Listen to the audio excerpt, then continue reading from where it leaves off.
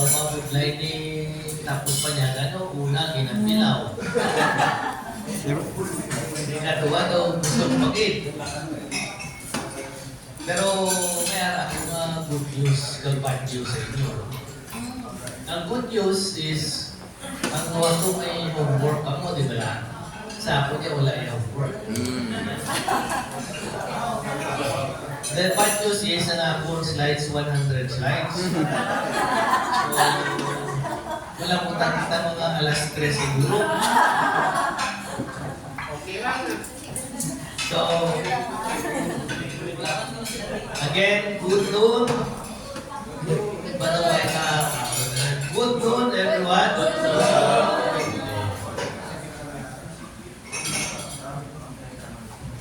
So the topic that has been assigned to me is overcoming obstacles to living as a disciple of Christ. Actually, tumabo lang masunod tapos ini title Why We Do What We Do. So nga ang mga members ng BCPP nag-aupra sa ilang ito sa atong mga this basically is the basis, and this is probably why you see some of our members though 30 years na, 20 years na, ari kahapon sa community, no? Because this is the basis.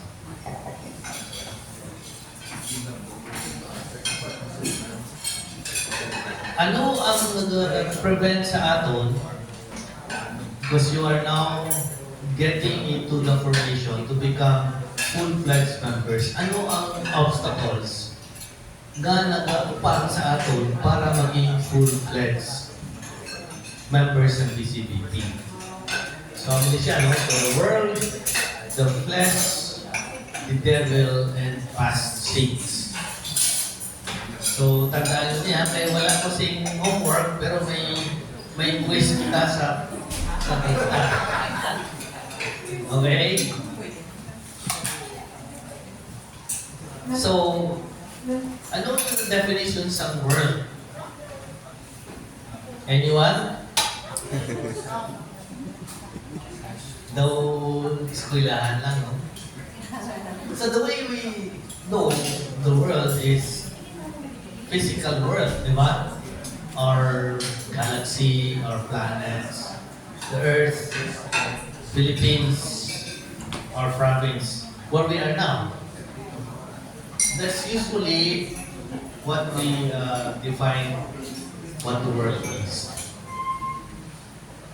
But in the biblical sense, the world is everything that God created. So, tanan kita, including everything that is in this world. Ang basic na premise na is because God created everything, everything must be good. Tama?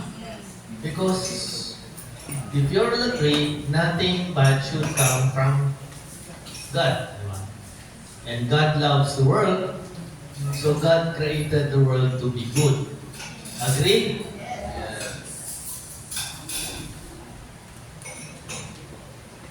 But in another sense, when we hear the word world or worldly, ano ang kasunod sa mind natin? Ang tawhadon or worldly system of ideas, values, and relationships which can vary from community to community, family to family, or even among friends, di ba?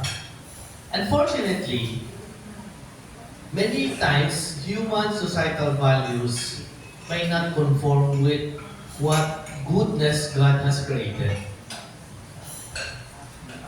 And the basic premise is, why did this happen?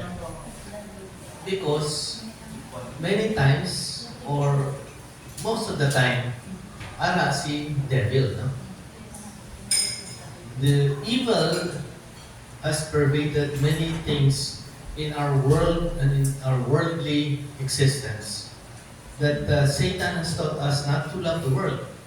When dito ba kita sa God to love the world because God made us good. Tama? So, Satan is the God of this world, worldly good or worldly situation, as based on 2 Corinthians. And man's 5 physical senses to implant tempting thoughts into the mind of man's soul. So believe it or not, ari ini sa Bible. So, our 5 senses, touch, taste, smell, seeing, and hearing, are the ones that provide inputs to our mind. Then we will process that.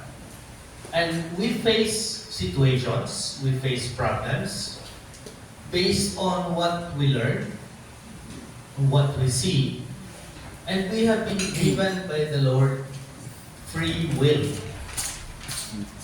Okay, so ako na nga, maski gusto tanin ni Lord na puro good ang ato mo brown, nagasulog din ang bad. Okay, so the will is fed by the mind and the emotion. So, ang katabo, depende sa aton pag-perceive based on our senses, and then depende sa aton emotion, ang aton mga decisions may not be following the Lord's will. So sometimes kung nakakit kita, kung ano-ano ginapakubra nato, no? Kung happy man kita, kung bisa sala man ang atong ginaubra. So ang atong self, which is in this cartoon is in the middle, lives in the non-Christian's spirit. And then we use our senses and our mind to control our own will. And many of us, na binigyan ako sa ito, happy ko, tanan na ginaubra ko, is because of my knowledge, of my skills, of my experience. Wala kita nagpaparundong na everything that we do, actually, or everything that we have, came from the Lord, came from God. So, the natural man is basically because of the original sin. It's far from God. So tanan kita, malayo sa Diyos. But because of our upbringing, because of our education, because of some experiences, we realize later on that the end goal that we have is really to become with God. You follow? So, sa una, ang problema ko sa ito kay sino sa inyo ang educated sa public school? Ako public school, ako from elementary, high school, college, nag-college sa medicine. Why ko yung catechism school? So wala ako sining masyadong idea sa ito. Gapangati kami, wag lang road memory, yung tudlo sa ako, muna akong gapangati. Pero wala ako nakapadalong na para sinisan atong ginadiscuss ko. So apparently, natutulungan kami sa medical school about id and ego. Tanda nyo, di ba? Ang id, ang ego, ang inner self naton, ang aton sing conscience. Pero sa nakalina, ang nagyaan ng pareha, spirit kag soul yan nga sa sulod naton. Hindi lang yung id kag ego. You follow? So, ang body naton, so you can see here, 3 circles. The body, the soul, and the spirit. And what needs to be done is for us to realize that before becoming a Christian, we are what we call a natural man. We think nothing about Christ in our life. And you are now in a formation stage to become true Christians. So, in the same way that I was not a true Christian before, we all have to undergo formation. And this is part of your formation process. The problem is Satan, through our senses, through media, through the TV, through many things, movies, has blinded us all regarding the goodness of the Lord and the goodness of our world. Tama?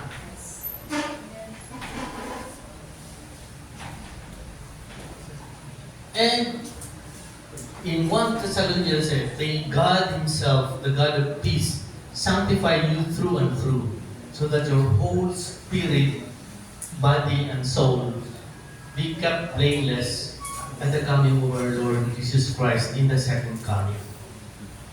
Okay, so we as Christians, you as formation candidates for the BCBP should keep in mind that our goal is to be one with Christ. Claro so far?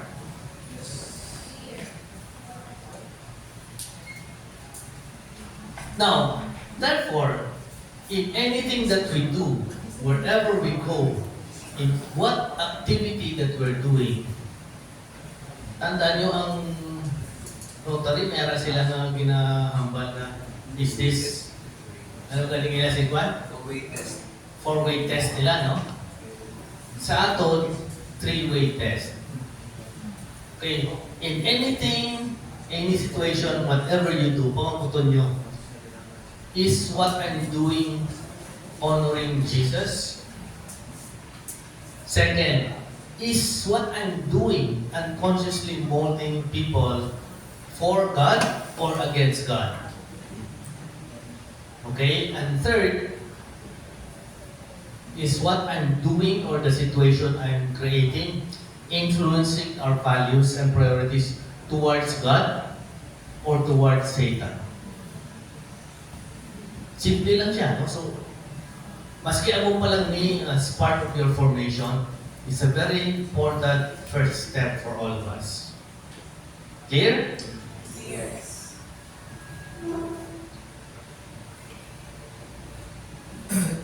So the solution to the problem of Satan blinding us from the goodness of the Lord is to join a community where Christians are explicitly Christian in beliefs and behavior. And that's actually why you're here now. The BCBP is the community that is needed, the environment that is needed to change or transform you, support new relationships towards becoming real Christians, towards being nearer to God. Okay? So, tandaan nyo na kayo magwain na sa quiz na karon.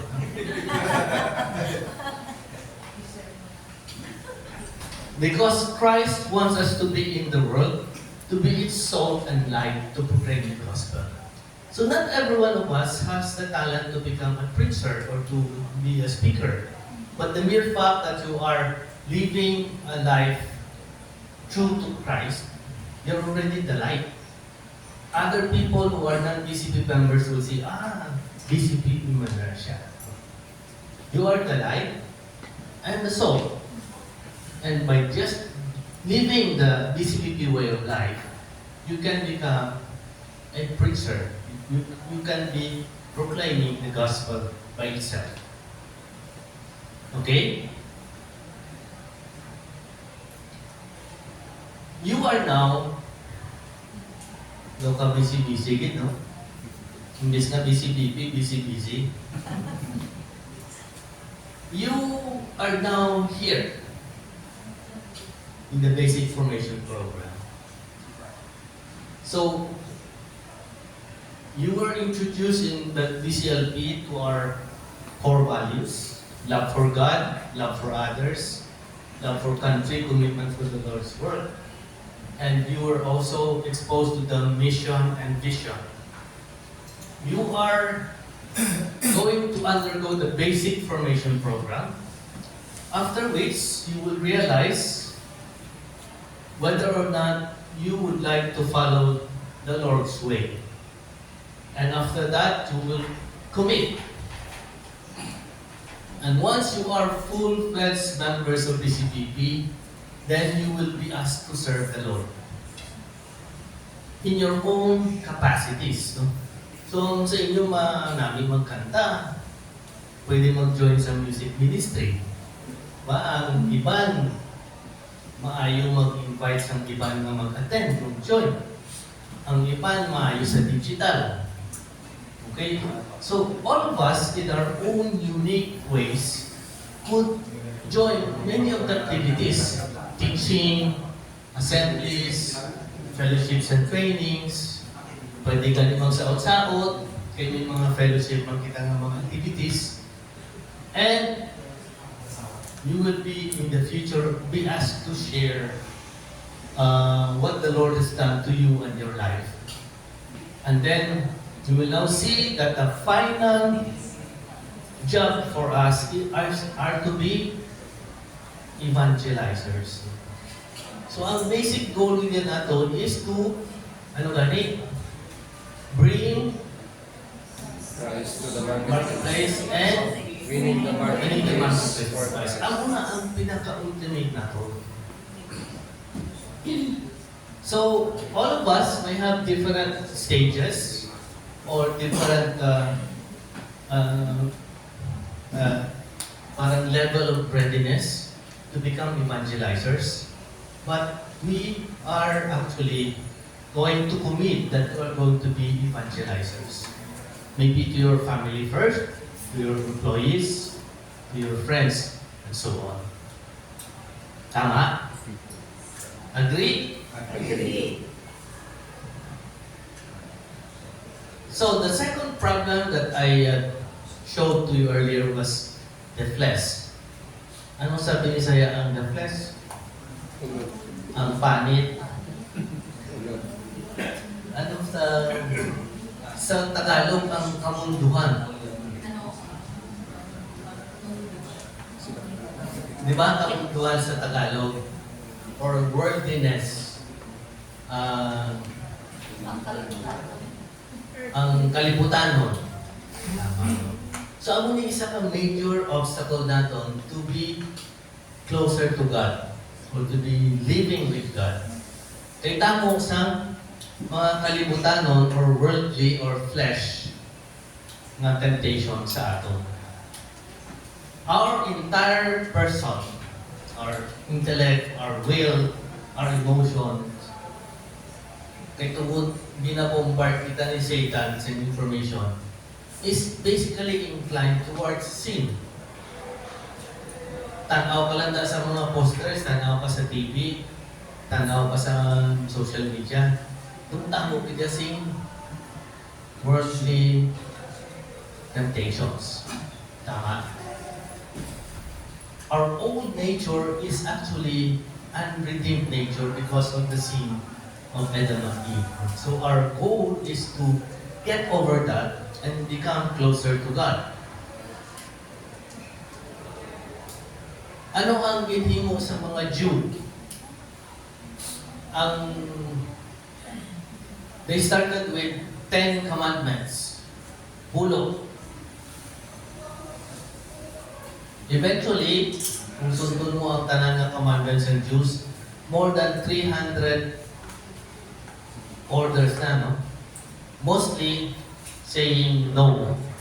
Do not do this, do not do that, do not do this. Okay? And that is what we usually see in the Old Testament. So na-realize ko lang ini, we were fortunate enough to join the Bible timeline study. Na ang Old Testament, very punitive niya si Lord. Puro hindi ka pwede mag-umunak, otherwise, akon ikaw tagaan sing silog. Diba? But when the Lord Jesus came, nagbaliskad. And the Lord Jesus actually only mentioned 2 important commandments out versus ang 300 plus. Ano gani, brothers and sisters? Love God. Love God Love neighbors. and love your neighbor. Very simple commandments na baliskat because the old law, which is punitive, although good in itself, ang mga Pharisees said to, ginasunod ko na yung tanan, kaya palangit din ako. It became too limiting that it only aroused perverse desires among the people in Israel. But the Lord Jesus changed all of that because the Lord Jesus was the Lord of love. And more importantly, when He left us with a counselor. Who is this counselor? So the Lord entrusted us to the Holy Spirit. And so the solution to the problem of the flesh is what? To yield to the Holy Spirit. So every time we get into a temptation, into a problem of the flesh, just pray. Pray directly to the Holy Spirit for guidance and for deliverance.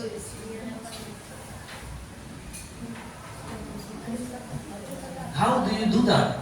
Surrender every area of your life to Christ and allow change and to be changed.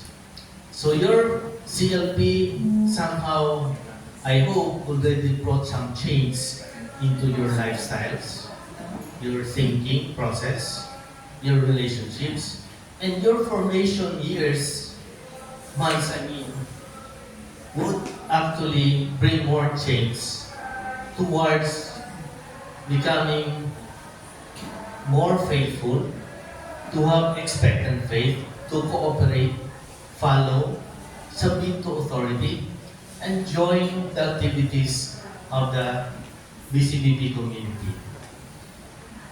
And more importantly, a major thing that you need to do in your formation, and you will experience this in some of the seminars, especially in the BCMR, is to put away all bitterness, grudges, put away all the past hurts, and forgive those who have hurt you.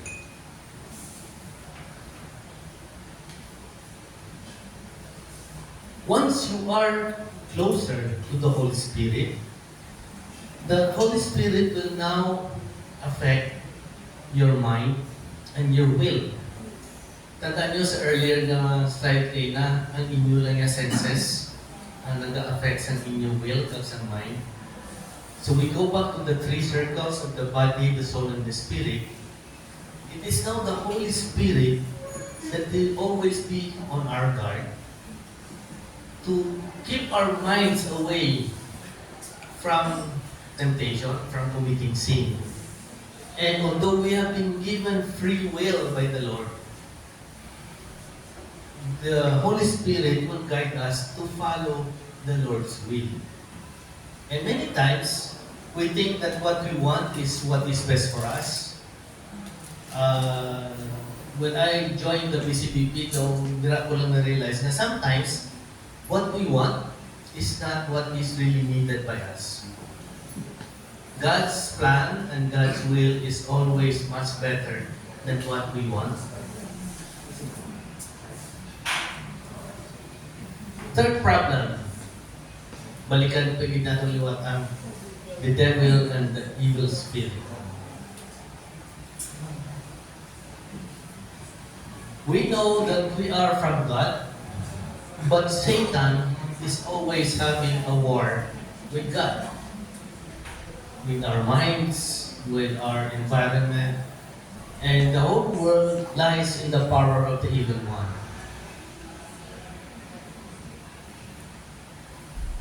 The Lord said in John chapter 14, "If you love me, you will obey what I command. And I will ask the Father, and He will give you another counselor, the Holy Spirit." So this is what I was telling you earlier. But you know Him, for He lives with you and will be in you.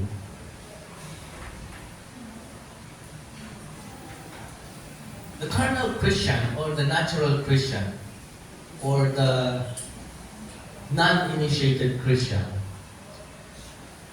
is every one of us before we have become closer to God. This person is saved but still runs his life without Christ. So, tanan kita sa inyo. And even kami nga full-fledged members na, we keep on vacillating. We keep on sinning. So, okay na kami, tapos ma-expose ka na naman sa temptations of the flesh and the world. And I'm sure you will experience this, no? Pabalik-balik na. And the carnal Christian acts much like the natural man and usually lives a frustrated Christian life. And many of us, na binagin ako sa ito, nasimba lang ko, pero why ko actually ka pamatay kung anong binahambas ng pari. Ay nakita ko man ng father ko sa ito, pag yung mga kumpare, pag sermon na gani, at kung na sila sa buwan sa simbahan, nag-istorya. Sounds familiar? Yes. Diba? So, because they were not able to understand the basic concept of what we need to do to become closer to God. So, ano yung solution? According to St. Paul in his letter to the Ephesians, put on the armor of God. So what is the armor of God? Ano siya? Steel, brass, titanium. So the armor of God is actually the truth. And that's why ang example natin is be honest. Tapat dapat. Because we should always put forth what is true. And when you are keeping the truth, you are always for righteousness. So, ma-meet nyo din sa inyong mga work, ang mga ginapalapitan sa mga gapanayo sa lagay sa mga government employees, ang nagapangayo sa komisyon, ang mga tamo na mga corruption. If you are always for truth and righteousness, you are putting the armor of God. And you are going to have a stronger and thicker armor if you add this with a great amount of faith.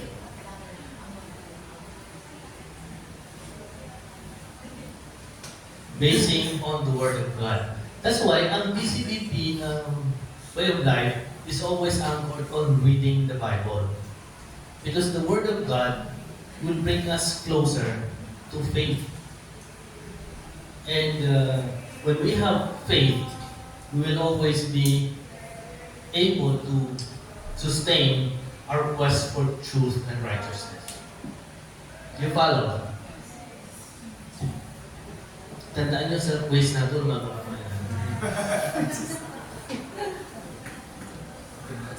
So 1 John 4 said, "You, dear children, are from God and have overcome them because the one who is in you is the Holy Spirit." So remember, ang Holy Spirit ara sa aton. While ang galing naton pinapukaw. Those of you who have experienced tongues, ara lang galing na sa inyo, galing while nilang pinapukaw sa ato. And if you actually also suppress it, then you will like lose it. But the Holy Spirit will never leave us. If we live a truthful and righteous life, the Holy Spirit will always come back to you. So the spiritual man has grown up in Christ and has crowned Jesus as the Lord of his life. So this is our ultimate goal when we are full-fledged BCBP members. That Christ, the Lord, is with us together with the Holy Spirit. Do you follow?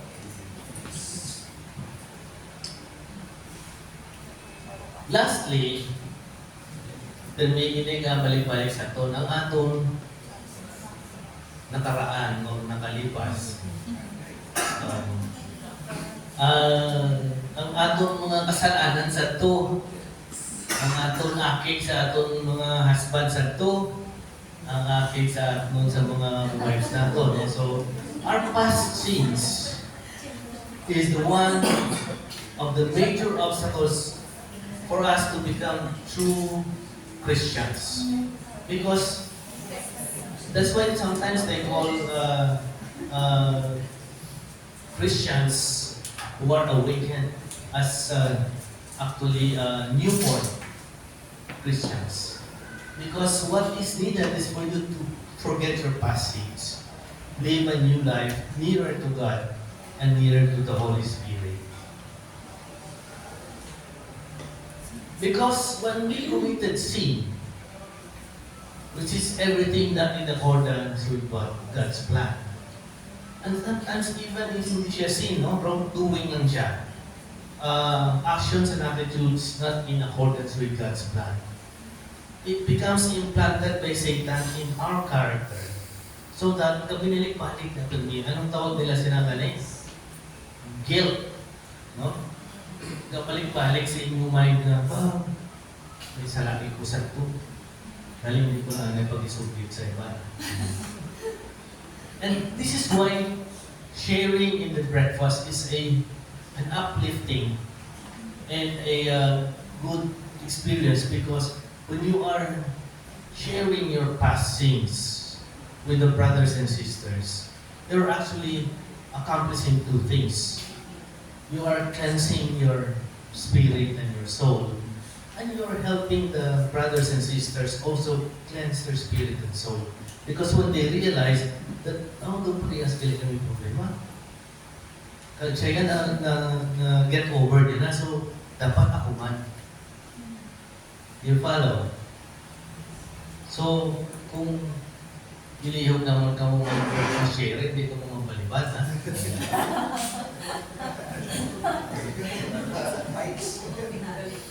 So in Galatians chapter 5, it says, live by the Spirit, and you will not gratify the desires of the sinful nature. For the sinful nature desires what is contrary to the Spirit. So ang Holy Spirit, ating ginasato niya, permit, kung nagapadala lang kita kay Satan, ang muna nga, madula ang effects ng Holy Spirit. Pero remember, the Holy Spirit will never leave us. The Holy Spirit will be always with us. So, ano kita sini? Kita ang nag-control sa aton will, emotions. Mientras na nagpangati kita, kapalapit kita sa Lord, ito kita na sa spirituality. Pero sa atong kabuhi, kung kisa atras ka na sa manti, no? So ang lain sila, kung ang imusing atras, mas nakusun sa manti. No? So this is why it's very important that you have a community like ours. Where, that's why yung importante sa action group meetings, no? You meet twice a month. You're able to share with your action group members. Ako na akong problema sa buong. Ang imusin mga action group members, maka-share. And it's always very helpful that the people you talk to are also one with the Lord.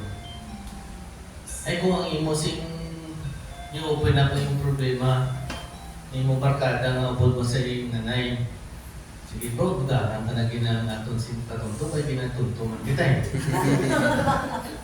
Di ba? It's a different thing if, you are with a group that is leading you towards the Lord.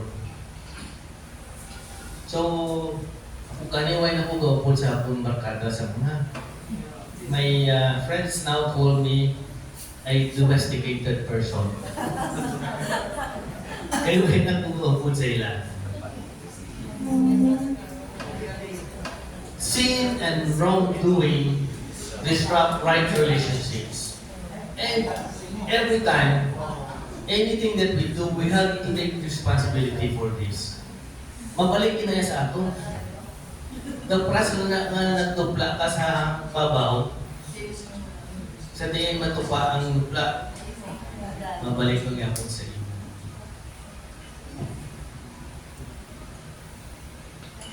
So what do we need to do about our past sins? We need to have 4 steps. 2 steps, we do it ourselves. Ang mga pinag-importante is alawas mo anay. So remember this in your formation year, months. Dapat nilang mo kasala na years, dapat hindi ka mo sing years man, months lang. In your formation months, remember that when you sin, you repent. 2 important steps are done within you. And 2 steps are going to be done with God and the community. In others, there is the PCPP community. Step 1 is to admit the wrongdoing.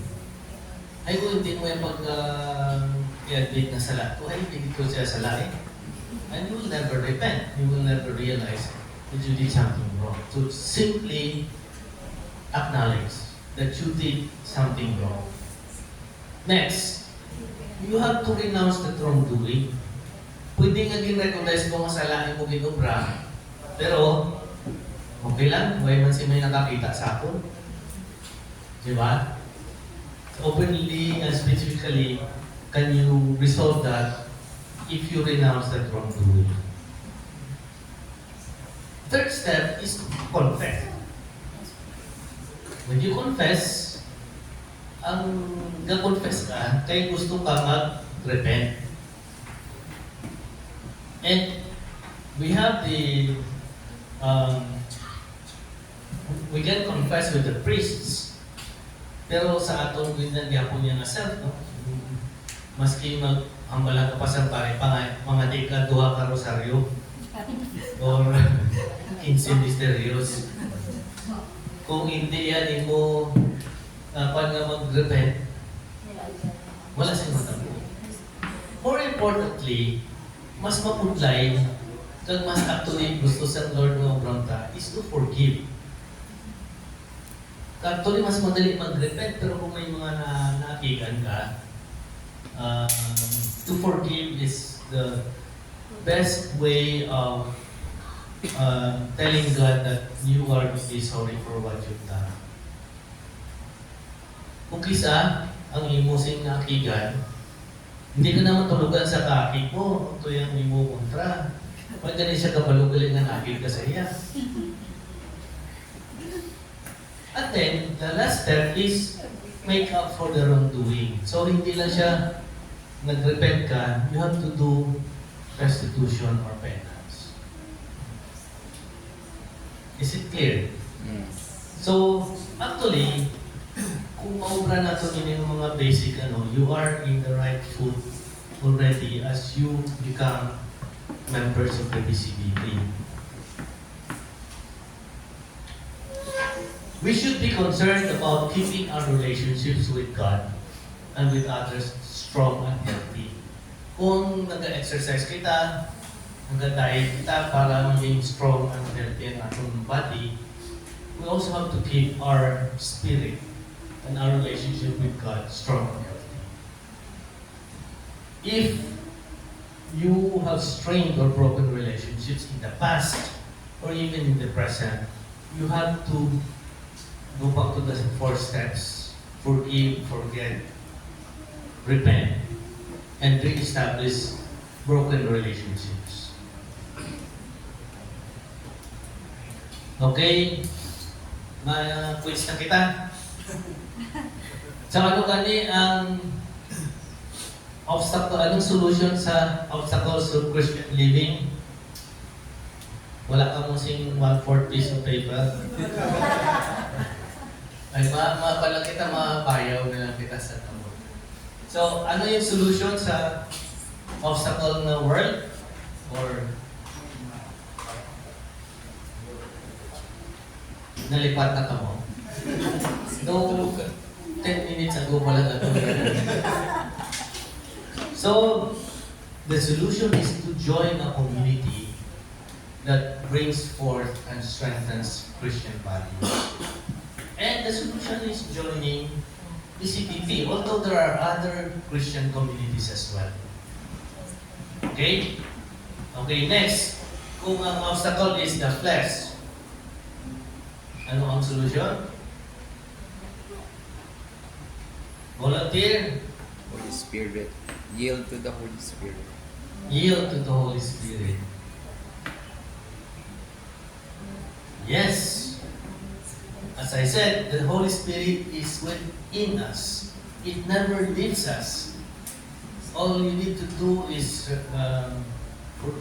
ask for forgiveness, repent, and call the Holy Spirit to your to help you.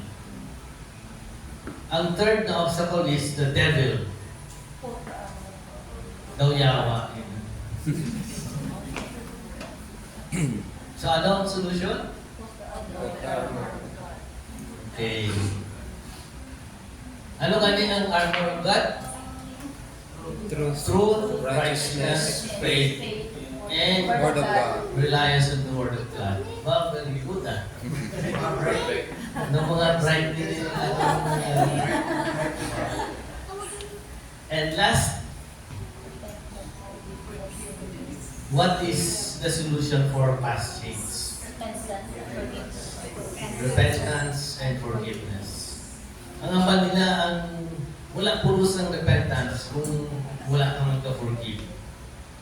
So tandaan nyo din niya pag nag-BCMR, kung mag-join ng BCMR, remember repentance and forgiveness.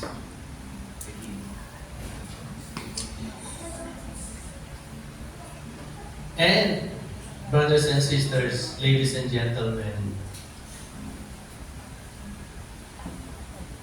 you were earlier, talking about time management. A major factor pa rin yapon sa ating diri is lack of time. So, you were given homework to try to allocate your time. So, para ang BCBP, hindi same BCBC, it just have to allocate time. Ang kamagalan nila, ang time management is a wrong word because you cannot manage time.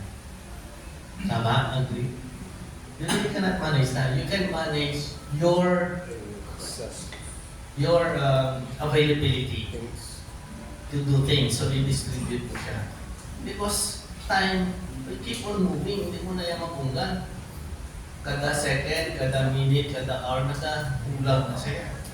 So, you cannot manage that. What you are actually managing is how to make yourself available. And another thing is, sometimes we don't trust God. Believe it or not, may mga schedules ka mga daw hindi ka pwede. Hindi ka makakanta sa BCTV. Pero anong nakatabo? Sometimes, gulpi lang ang imo sa appointment, nakaka-cancel. Para maka-attend ka. Di ba? You really have to trust God. Of course, you have to do what you need to do. But trust that the Lord will always be there to help you. And then lack of connection. So kumagot, sino sa inyo ang naka-create ng group chat sa inyong action group?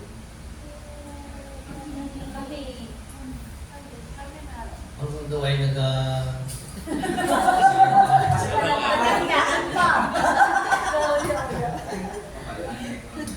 very important sa ato ang connection. No? Kay kung hindi ka makabalo, so many of the things that we need to do in BCPP may be mandated from the national level, from the regional, and from the chapter. Kung kisa, may arang breach of communication, ginapasa na isang chapter head, i-protean, ipasa nila sa unit leaders, ipasa sa unit leaders, action unit leaders. Pero, you have to take responsibility as well na tuway po sa yung nababatong message ay na, right? Diba? Because communication is always two-way. Any questions? So, hindi na tayo mag-written quiz. Long exam na lang. So with that, can I please request all the CLP 24 formation candidates to please stand and pray with me. In the name of the Father, the Son, and the Holy Spirit. Amen.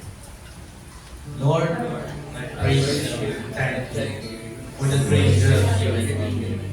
You led me to your loving arms and brought me to this Christian community, the PCC.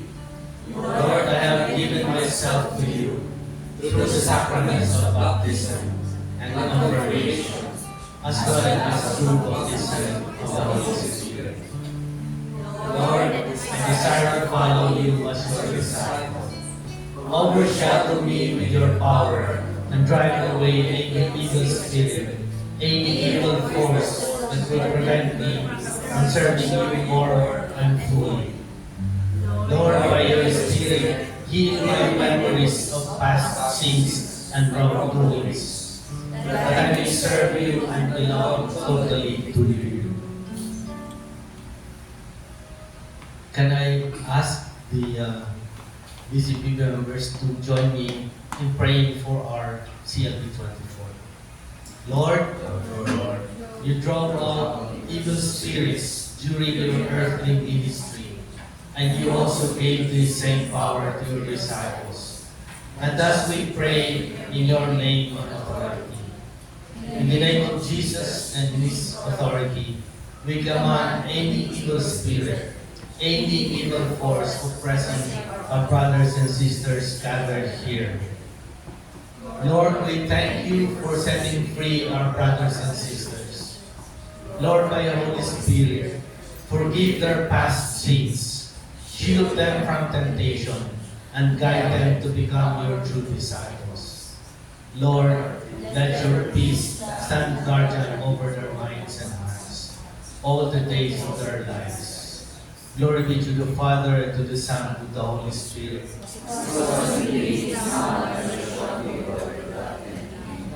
Glory be to the Father, and to the Son, and to the Holy Spirit. All together. Glory be to the Father, and to the Son, and to the Holy Spirit. As it was in the beginning, now, and ever shall be, Lord, without end. In the name of the Father, the Son, and the Holy Spirit. Amen. Thank you, Brother.